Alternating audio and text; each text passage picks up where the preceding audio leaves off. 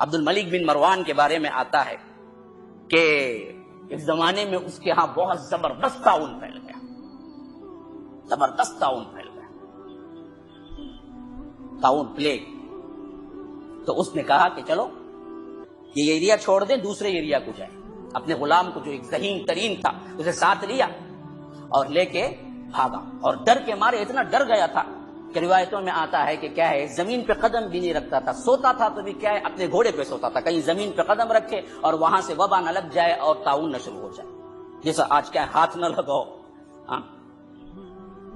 عجیب عجیب لوگوں کو پڑھ پڑھ کے سنا کے قرآن کی آیت خواتین کو سکھا کے نقاب پہنے تو نہیں پہنے، اب وہاں سے اوپر سے آڑ رہا ہے، ماسک پہنے تو اب پہن کے پھرتی ہیں سورج چھپا کے۔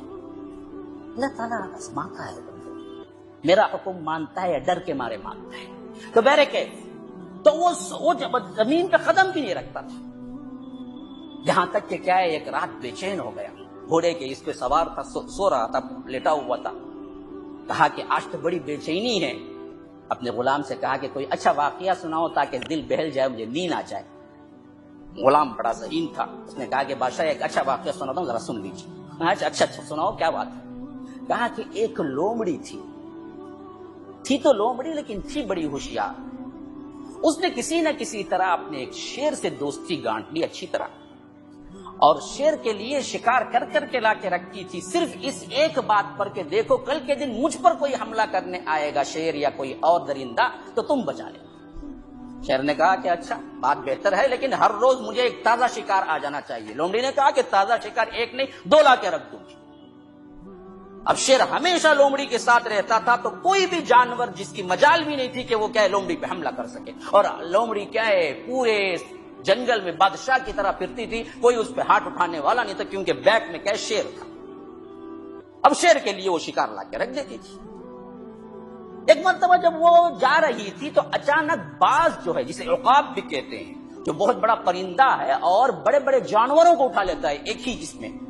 تو باغ جو عقاب تھا، باز کہتے ہیں عقاب پرندے، جو اوپر سے کیا ہے دیکھتا بھی ہے شکار کو اور اپنے جھپٹ میں ایک ہی بڑے بڑے جانوروں کو اٹھا لیتا، تو باز آیا اور اس کو جھپٹا تو یہ بھاگ کے جا کے شیر کے انڈر میں بیٹھ گئی اور کہا کہ شیر اسی زندگی کے لیے، اسی دن کے لیے میں آپ کو ہر دن نیا کیا ہے ایک شکار پیش کرتی تھی، اب یہ باز سے مجھے بچا دو، یہ عقاب سے مجھے بچا دو۔ اس نے کہا کہ میرے اندر آ کے بیٹھ، لیکن یہ تھا بڑا بہترین شکاری، باز ہے ہی شکار کے لیے، تو وہ دوسرا جھپٹا مرا اور تیسرے جھپٹے میں مکمل لومڑی اٹھا کے لے گئے۔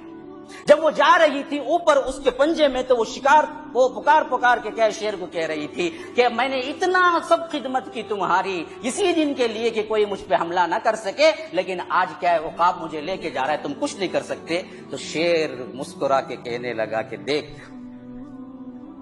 میں جنگل کا زمینی بادشاہ ہوں،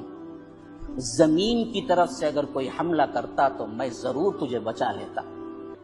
میں آسمان کا بادشاہ نہیں ہوں، مجھے کیا معلوم اوپر سے عقاب آ کے جھپٹ لے گا، یہ آسمان کی بلائیں ہیں، آسمان کی بلاؤں کو میں کچھ نہیں کر سکتا، آسمان والے سے التجا کرتا ہے کہ تجھے بچا دے، یہ زمین کی بلائیں نہیں اس سے میں تجھے بچا سکتا۔